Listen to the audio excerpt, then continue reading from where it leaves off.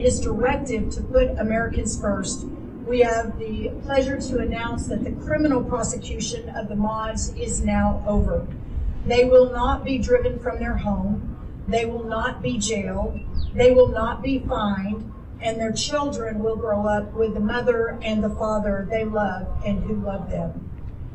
In our rejoicing, we must also find resolution. The prosecution of the Maudes should never have happened. And the fact that it did is, in the words of Thomas Jefferson, a great farmer himself, it is a fire bell in the night.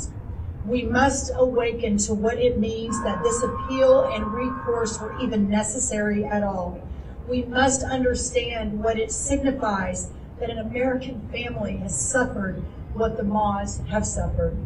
It means there is a spirit of rule within our federal bureaucracy. It is an arrogance that forgets that the law is there to serve the people and not the people to serve the law. It is a vicious sentiment that sees Americans as subjects, not as citizens. It is, in short, the timeless enemy of Americans and free men everywhere and any time. Today, we are gathered to celebrate the passage of the Maude family from the straits to which they never should have been subjected to or could have ever even imagined. For them, we wish them well. They deserve their reprieve and they deserve this peace.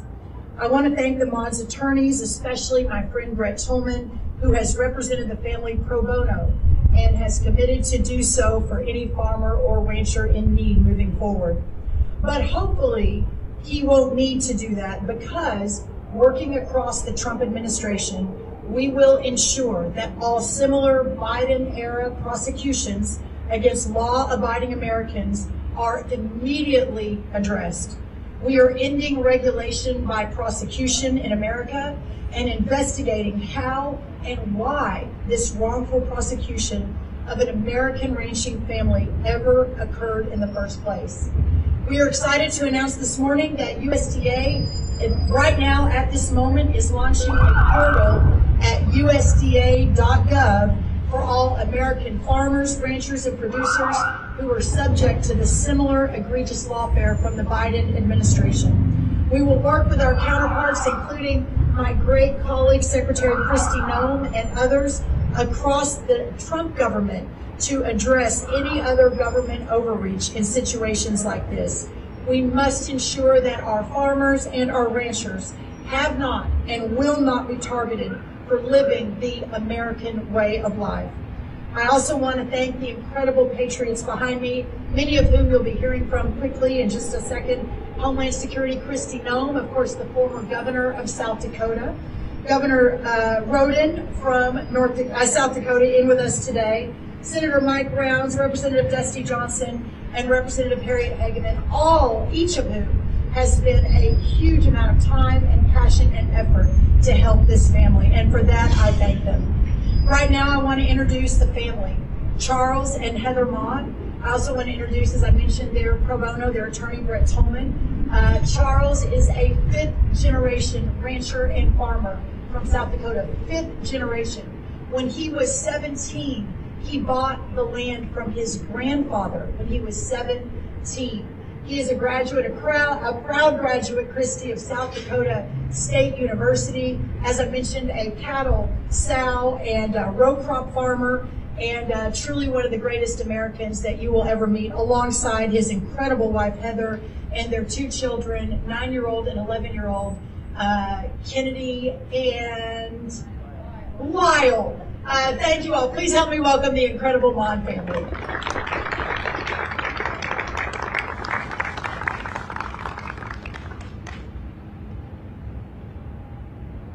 My name is Heather Maude.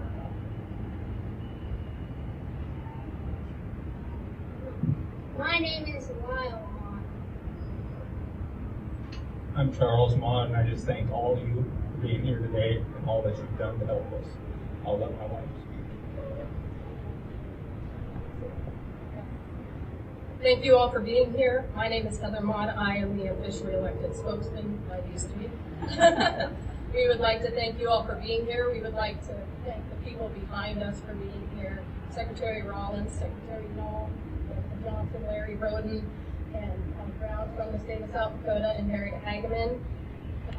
We are incredibly grateful to the Trump administration and all of these key players that have done so much so quickly relative to what we were facing before to get us where we are today. I would just like to take a moment to briefly reiterate a bit of what Brooke said.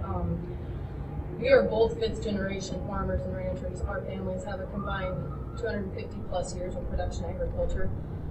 We paused briefly in that pursuit in our grandfather's generation when both of my grandfathers fought in World War II, and Charles's great-grandmother is a 4-star war mom, meaning that 4 of her sons went to war and all 4 went home. But before and after fighting for the freedoms of this nation, we have pursued our primary passion that led Charles and I to find each other, which is production agriculture. And when this hit, it hit at the heart and soul of our place that has been in Charles' family since 1910. They came to the area in 1907 and purchased the adjoining property in 1910 and have managed it without issue and with great care since. And when this unnecessary grievance came to our family, we knew that we were innocent of any wrongdoing, and we sought to find a resolution, and that was not forthcoming from the other side. So again, I'm going to list some people that we've worked with the most directly, but I know there are a great many others behind the scenes, and we appreciate all of that help. We have my press gals that initially broke this when we could not speak. We have Carrie Stadheim, editor of Tri-State Livestock News, Rachel Cable, assistant editor of the Fence Post, and Mariah Tibbetts, who is not with those publications anymore, but did quite a bit of editing behind the scenes. Keely Cavello with American on One, and it kind of grew from there. I've listed several of the people behind me. We also have Karen Budd-Phelan, who is currently serving as the Department of Interior Associate Deputy Secretary. We had members of RCAF were the first ones to come and view the allotment, and Shad Sullivan picked up quite a bit of press for us on this and has really helped. We have Ethan Lane, Senior Vice President of Government Affairs within CBA, who is instrumental and really helped us get this going right off the bat. Caitlin Glover, Executive Director of the Public Lands Council, who I'm very fortunate to have known for a number of years and who has just been by our side from day one, and we appreciate that. Wyoming Farm Bureau Federation, South Dakota Stock Growers Association. Our South Dakota State Representative Liz May brought 15 state legislative people and elected officials here the first weekend of April to view the allotment, and they have done a great deal of work since. We appreciate all of their efforts on our behalf. I want to thank my mom and dad. And I'd like to thank Charles' parents too. Our neighbors who stood up for us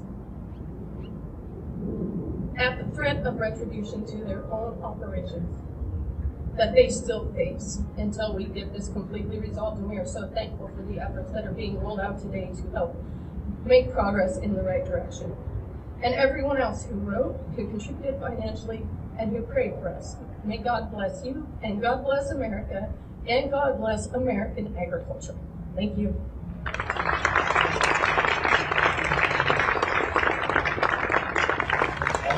I'll just say real quickly, facts and law become very, very important, obviously. Many people don't know that the Maudes were on this land even before the Forest Service existed. Just think about that aspect of it. I'm honored to fight for them. I hope that I don't have more clients that are in this situation, but what Secretary Rollins said is true. We want to represent farmers and ranchers that are going through this. There is nothing more devastating than watching the criminal law used to actually hammer a family or an individual. We all saw what happened with President Trump, and we all saw his reaction to that. But what you may not have noticed was he realized that this is how the law is now being abused, is it's targeting individuals and going after them when they don't have criminal intent. I want to thank the President for going through that, and for also the mandate to all of us to find those instances in which we can help bring justice to those that don't have a voice. Thank you, Secretary Rollins.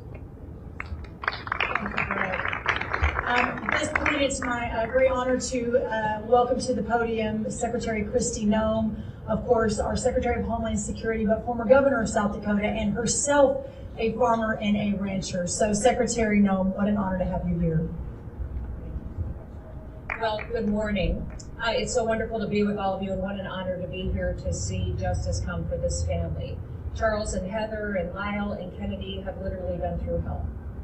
They have been threatened with not just their livelihoods, but their freedom by the Biden administration, and today that is rectified. And it's rectified because of the leadership of President Trump and an advocate and a fearless fighter in Secretary Rollins. I am so grateful to her for listening and for taking action when others refuse to do so.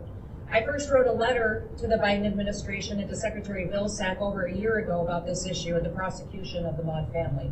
Asked him to look into it, to stop the persecution, to give them the freedom to operate their land like so many had before them for many generations. That letter was completely ignored. I followed up with several phone calls, spoke directly to Secretary Vilsack about it, and he completely ignored our pleas for justice. Listen, I know I'm a farmer and rancher of many generations, and land is everything to farmers and ranchers. It's our legacy. It's what we leave our kids. In fact, I've always believed that God might just love farmers and ranchers a little bit more. Because if you look at Scripture, it talks over and over and over again about sowing and reaping and the harvest and cattle on 1,000 hills. And in this country, we recognize that food policy is a national security issue. We have many farmers and ranchers out on our land because it's important that we always be able to feed ourselves in the United States of America, that we don't have one person or one country controlling our food supply. Therefore, we have policies in place and families in place like the Maudes to protect our food supply so we can continue to be free and under the vision that our founders gave us with the greatest experiment in human history, which is the United States of America. So I'm so grateful to this family for their strength. I'm grateful for Fred for his work in defending them and doing so to save them a little bit of dollars that they could continue to put into their operation and raise their family. I'm so disgusted by the Biden administration that they would do this and persecute a family and threaten to take their children away from them just because they wanted to be political and they wanted to do a land grab of land that never belonged to them to begin with. In South Dakota, our motto has always been under God the people rule. And I hope this country remembers that we aren't controlled by a federal government that should attack people and prosecute them criminally. We aren't controlled even by leaders at the state or local level. The power was given in our Constitution to the people, and that we should always respect that and recognize that many of the rights that were done under the last administration can be fixed and are being fixed every single day because of leaders like Secretary Rollins, because of her hard work in listening and understanding the challenges that are out there, and because President Trump is in the White House and he's bold and he's fearless and he's taking action on so many of these things. So thank you to the Lieutenant Governor that is now the Governor of South Dakota for his discussions in this the whole way along. He was constantly giving me updates on what he heard about the Maude family and how they were suffering. He brought it to my attention when we first had heard about the prosecution, discussed it many times, and was supportive of the letters that were written and the calls that were made as well. And so I thank him for his leadership and the others that are serving in Congress behind me, Dusty Johnson, Senator Rounds, Harriet Hickman. They've just been fantastic and unified in making sure that we saw the right thing get done today, and we'll continue fighting for our nation's farmers and ranchers. God bless you. Speaking of the Governor of South Dakota, I've talked to a lot of people over the last few weeks about this case, but no one more than Governor Rollins. So certainly appreciate his diligence on this issue and the conversations we had many, many times, and getting to this point. Himself a farmer and a rancher, Governor Rollins of South Dakota.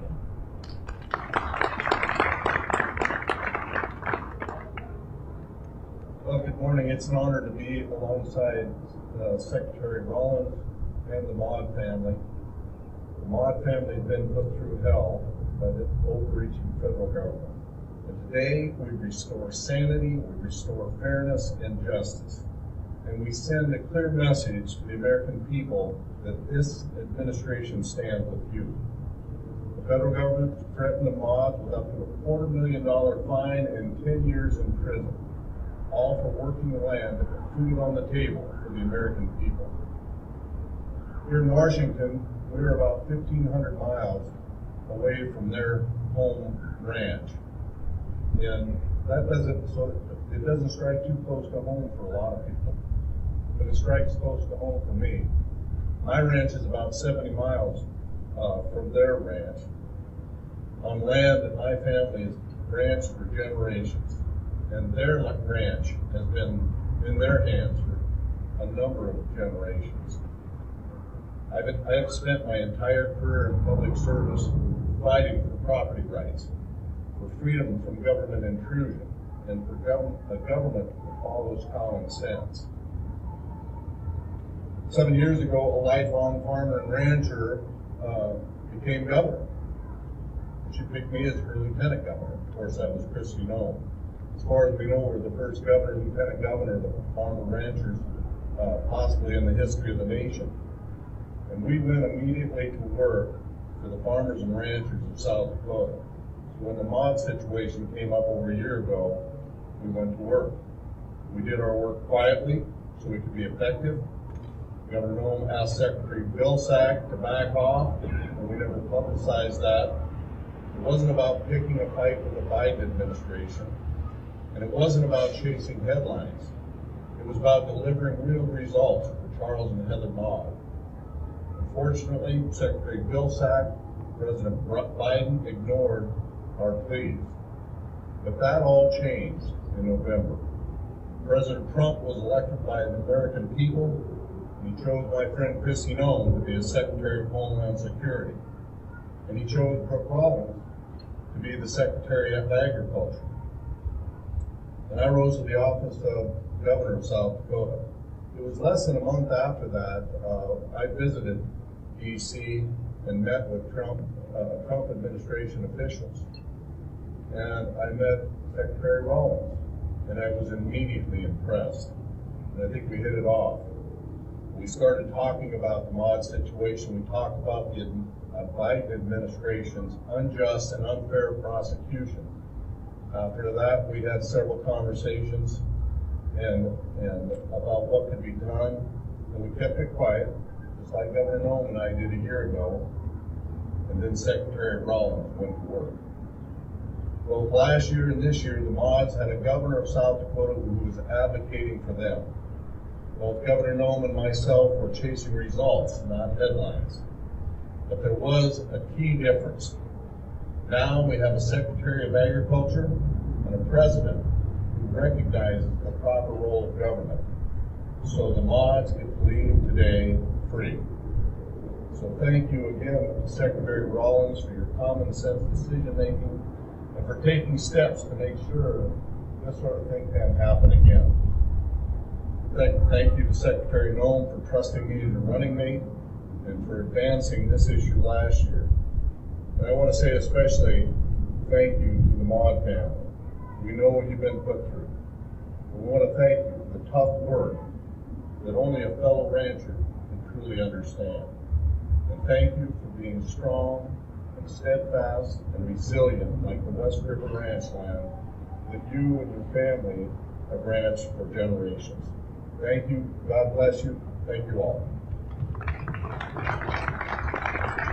you, Governor. Senator Mike Rounds, former governor of South Dakota himself. The governors are the guardians of the gate, I often say. Also former state senator. One of his highest priorities is protecting our farmers and ranchers, and there's no greater advocate here in Washington than the senator. So thank you, Senator Rounds, for being here. Thank you. Look, I want to be very brief today. This isn't about us. This is about a family from South Dakota who was unfairly and unjustly persecuted by the federal government. We could see it plain as day over a year ago. And this isn't the first case that we've seen like this. It's happened before to people we know, people we're friends and neighbors with, people that we care about. This needs to stop. I sincerely thank President Trump, Secretary Rollins, Attorney General Bondi for righting this wrong. You're delivering for the people of South Dakota, and we thank you for that. Now I look forward to rooting out every single bad actor in these federal agencies who use their position to go after private citizens. We need to follow up on this case, hold any and all bad actors to account, and make sure that it never happens again. If you're a bad actor, you don't belong in a position of power. If process and procedures need to change, we can help with that. Sign me up.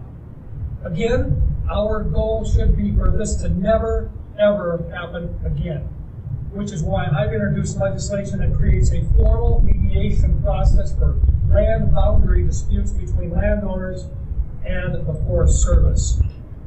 You know, this should be common sense, but in a broken Washington, D.C., it'll probably take an act of Congress. And finally, I do want to thank one more person. That's Jim Selchert on my staff. He's a West River cowboy and he worked tirelessly on this case. He never let us forget about it. He was there from the beginning.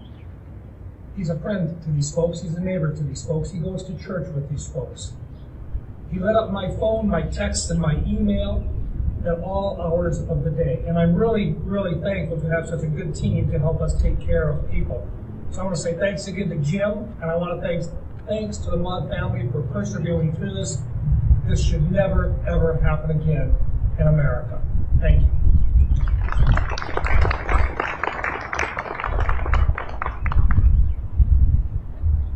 Congressman Dusty Johnson, he is here with us as well, member of the House Ag Committee and specifically representing the Maude family. Congressman Johnson, thank you. Ladies and gentlemen, there are indeed bad men and bad women in this world, those who conduct acts of evil in the darkness. I think we would all want a federal government that would prioritize the prosecution of those villains. What kind of an administration, what kind of a government instead prosecutes Charles and Heather Maude? They have been remarkable.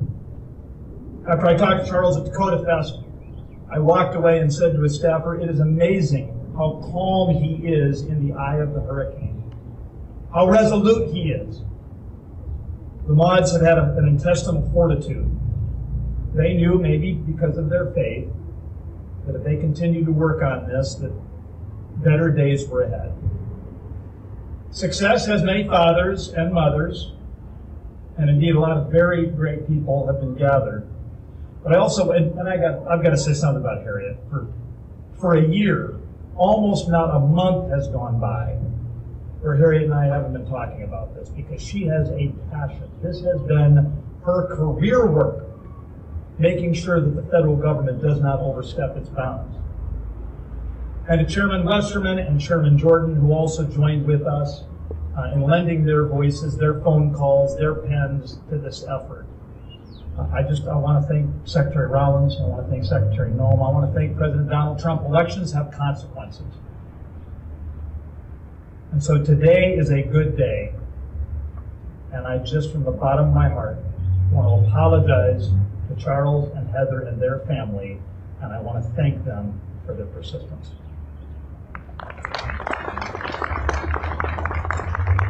Our final speaker, speaking of Congressman Hegeman, who has just been so relentless on this and is a true warrior, from the neighboring state of Wyoming, defender of Wyoming landowners' constitutional right to own and manage private property, no greater warrior than the amazing Harriet. And then Chris will take questions as soon as she finishes. Harriet. Charles and Heather, Lyle and Kennedy, we are all so glad to have you here on this beautiful day for civil liberty. Power corrupts, and absolute power corrupts absolutely. And boy, was this an abuse of power. This case was a clear example of the dangers of unelected bureaucrats with far too much power, weaponizing the full force of the federal government against a small family operation that has been in place for generations. The last 4 years brought the misuse of federal law enforcement's powers against the American people. The Maudes experienced this, having an armed rogue agent show up on their doorstep, never having been given any kind of indication that there was cause for concern. The agent had complete disregard for the decades-long relationship between the Maude family and the agency, and used his role in an unconstitutional effort to make felons out of farmers. But gone are the days of a government working against the people. Under the leadership of President Donald J. Trump and those individuals he surrounded himself with, like Secretary Rollins and Attorney General Bondi, we now, once again, have a government of, by, and for the people. Within his first 100 days in office, the President has addressed and resolved multiple measures taken by the last administration to prosecute hardworking Americans. President Trump knows firsthand the catastrophic implications of lawfare imposed by an overreaching government, and actions like this show that business as usual is no more. Charles and Heather, I want to commend you. You are an example of what real America is all about. When everything was being thrown at you, you stayed the course and kept the faith. You continued to tend to your fields, care for your livestock, and raise your children, even though the future was completely unknown and seemingly bleak. Your integrity and tenacity are an example for all of us, and I hold you in the highest regard. Secretary Rollins, you have been wonderful to work with, and your vision for a farmer-first approach is one we can all get behind. I look forward to working with you to continue to ensure private property rights, address the needs of rural states like mine, and continue to work with you to make rural America thrive. Thank you again for having me here today, and God bless you all. Okay, we're happy to answer any questions. Thank you all. Yes, sir. I'm curious, have you heard from Secretary Rollins at all about other cases like this, about the apparatus within the federal government that inflicted this pain on the family, and what you plan to do about it? Yes, Scott Hammond, Flake Family Media, North and South Dakota. Thank you. Oh, great to see you again. Yes, sir. I think that this is one of the main reasons. First of all, I wanted to do this event today, and we're headed over, Secretary Noem and I, to a cabinet meeting in about an hour. The president gives us the opportunity, which usually he does, that I plan to talk about this case during the cabinet meeting as well. I think that they are one of, unfortunately, many that is facing and that are facing these sort of reckless consequences from their own government. And I believe what President Trump, with Secretary Noem, our entire cabinet, what we represent is a new day in Washington and returning the power to the people as our founders envisioned. And what happened to the Maude family goes directly to the heart and the soul of what and who we represent and what we're doing in America. So yes, those conversations are ongoing with our friends across the cabinet. Of course, I'm very focused on farmers and ranchers, but this is for all Americans that have been treated unfairly by their government. The waters of the United States, Lee Zeldin is looking at that right now, our friend over at EPA. We're hopefully going to be working very closely together. As I mentioned, at USDA.gov, we've opened up a portal to begin to take these stories and begin to take action. Secretary Noem, I'd love any thoughts you might have on that as well. Yes, I think that's what's so important about what President Trump and Secretary Rollins are doing right now, and especially by telling the story of the Maude family and their testimony.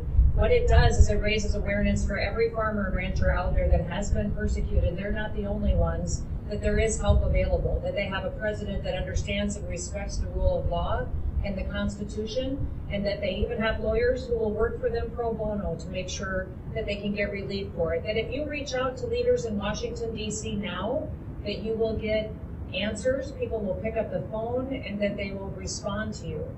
What was shocking to me under the Biden administration is how they just ignored the American people. If they weren't ignoring them, they were trying to lock them up and put them in jail and throw the key away. I have letters in my Department of Homeland Security from senators, from congressmen, from people that didn't get responded to for 4 years. Not even a response of a form letter was sent back to them answering their questions or bringing any transparency to government. So I hope that the Maudes will be proud of the fact that while they were persecuted, that at least it's a game changer for somebody else in this country. That we have rectified what has been wrong in this country for so many years, and that we have new leadership that understands what is important. You know, many times people have talked about challenges and hardships, and I would say they're difficult to get through, but they make you stronger, and they make you more aware, and they educate you. I hope this family will be able to be stronger each and every day because of what they went through, and continue to use it to tell their story so it never happens to another ranching family again. Well said. Next question. Hi, Tony Kennett, Daily Signal. A quick question on, I know you guys talked about the portal for ongoing situations where the Biden administration prosecuted American landowners. Do you guys see a process in the future, either through an audit or some type of investigation, into prior cases handled by the federal government? Many individuals may think that their case is already lost, they're not ready to submit something to the portal. Anything to review past cases of government bureaucracy overreach? In the first Trump administration, we took a good look at that, and I am quite sure that every minute of every day that Kristi and I and our colleagues in the cabinet, and we're serving President Trump and Vice President Vance and the American people, that we will never let up on doing what is right. And I believe that's also a backward-looking view as well. So yes. The senator mentioned that he was looking at legislation, but is there something that the Forest Service can do already before you even have to have that legislation to try to handle disputes like this? And if I can also have a follow-up for Secretary Noem, how do you feel about your protection from the Secret Service, given what happened with the incident at the restaurant recently in Washington? I'm Evan Perez with CNN. Look, here's the deal. If this was in South Dakota, common sense would just say to sit down and figure out whether or not the fence line is right. But this is not complicated. So you work your way through it. Neighbors would do this on a regular basis. If you thought you were in the wrong spot, or you had a survey that had been done 100 years ago and you needed to update it, or perhaps a creek had changed direction, or anything along that line at all, common sense would say you come on in, you sit down, you work your way through it. I meant that when I said this should not take an act of Congress. I don't think during this administration, with the approach that President Trump has taken, I don't think you're going to find him out going after farmers and ranchers because of a boundary dispute. I think what you will find during this administration is one where they sit down and work their way through it. Whether it's because of an issue surrounding the waterway, or because of a meandering creek, or anything along that line at all. But this is the time in which you fix it, so that when future generations have to deal with this kind of thing with a different attitude in administration, that they know that there is a process in place that protects their rights. There's a process in place so you don't have the threat of a criminal prosecution over a land boundary dispute. It shouldn't take an act of Congress. But in this case, in Washington, D.C., it probably will. And let me just address very quickly the Forest Service. We are under a significant reform analysis and reorganization, and so news will be coming out on that soon. But let me just say quickly, and then I'll turn it over to Secretary Noem, that the leadership of the Forest Service, in fact, many of the careers, all of the careers that I've met with, are firefighters, our wildfire firefighters on the front line. We have tens of thousands of Forest Service employees here at USDA. And to a person, the ones that I have met have been hardworking and patriotic, and I'm so proud of that team that works to keep our countries and our forests safe. But as we have learned here in Washington, certainly under Trump 1, again under Trump 2, is that there are a lot of rogue bureaucrats, and the administrative state is ruling way too much of America right now, and that is what President Trump has tasked us to fix, and that is what we will fix. You know what I would say about the Forest Service and the Biden administration is they did not have to take this action. They chose to take this aggressive persecution of this family to the extent that they did. There are already provisions in law that allow the Forest Service to resolve this and could have given the Maude family the land that their family has been on for generations without a fight like this, without a persecution like this. So this was a purposeful attack on their family and their freedom and their livelihood that, thank goodness, because of a new administration, we don't have anymore today. As in regards to your question, we have Sean Curran, who's the new director of Secret Service, who I have full faith and trust in. And I would also say that my experience was just a little bit of what the American people have been living with for years. The American people have been living in communities where they've been victimized by illegal criminal aliens, and the perpetrators of the crime against me had done this dozens of times to people across this country over and over and over again from city to city. I'm thankful they're off the streets. I'm thankful that they're now going to face the punishment for their crimes, and it gives me new motivation and the president new motivation every day to continue to do the work that we're doing, and that is cleaning up America and making sure that we're getting it safe again for the families who live here. One quick thing, I hope it isn't lost on the press, especially, that while we're standing here with a fifth-generation rancher with their 2 young children who are great Americans who've never done anything wrong, that the Biden administration was working actively working to put in prison, while at the same time, many of those same elected officials on the other side are actively working to get out of prison gang members, illegal aliens, etc. We are not the same, and I think that's an important point to make today. Yes, sir, on the end. Luke Barr with ABC News. For Secretary Noem, you're the former governor, you're a rancher. I guess, what does this mean to you that the charges against this family were dropped? And then if I can, the Pakistani government says they arrested an ISIS suspect linked to the New Orleans State terrorist attack. Can you talk to us a little bit about what the foreign nexus to the suspect is and if they'll come to the U.S. to face charges? I don't want to speak specifics on that investigation that's still ongoing, but yes, this is someone who's tied to those New Year days attack that happened in New Orleans, and we're grateful that this investigative work continues to go on every single day to bring these terrorists to justice. You know, President Trump, since he's been in office, we have removed over 240 known terrorists, people that are on the terrorist watch list that we have picked up and removed from this country already because of his leadership and his focus on law and order. So I'm just so grateful for him that he recognizes the danger that we're in this country, and know that there are many more out there that we still have to make sure that we're removing to keep our country safe. So many times when we talk about national security, we talk about it from beyond our borders.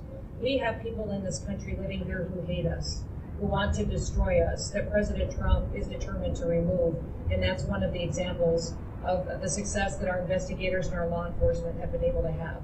What I would say about the Maude family and their ability to stand here today and know these criminal charges have been dropped, I'm extremely grateful and overwhelmed by the blessings of that, but I am still heartbroken at what they had to go through. I cannot imagine what their nights were like, tucking their kids into bed, wondering if they were going to get to wake them up the next morning, because they didn't know when the next Forest Service or law enforcement official would show up in tactical gear at their door and just take them away. They threatened to take them away from their children because of this dispute that this family did nothing wrong and fully cooperated on. So I just think about those nights they went through, the financial hardships that they went through, trying to figure out what their future was. I'm grateful we're here where we are today, but let it be a lesson to all of us that we should put ourselves in their shoes for 5 minutes and think about what they went through and ensure and promise to ourselves that it never happens again. Yes, sir. And this will be last question. Huh? Yeah. Hello? Oh. Max Cotton with Gray Media. This is also for Secretary Noem. We're talking a lot about government agents showing up. Well, an Oklahoma family of American citizens recently said that ICE agents showed up at their door and raided their house, and they said, quote, traumatized them and took their belongings, including their life savings and electronics. What's being done to ensure that American citizens aren't raided by ICE? I will tell you that every single case that we are tackling right now is based on a case that is built up over much research, enforcement, information from different branches, whether it be local, states attorneys, U.S. attorneys, the DEA, ATF, the cooperation that we're seeing at the local and state level to build the cases of where we go and what we do to interdict criminals is done, and done properly. So every single specific situation I can't speak to directly, but I will tell you that I trust that the work that is being done appropriately, and that when we are interdicting certain individuals, it's because of the perpetuating crimes that they have conducted throughout their communities and throughout their states and country. Thank you all very much. Thank you for coming today. Thank you all.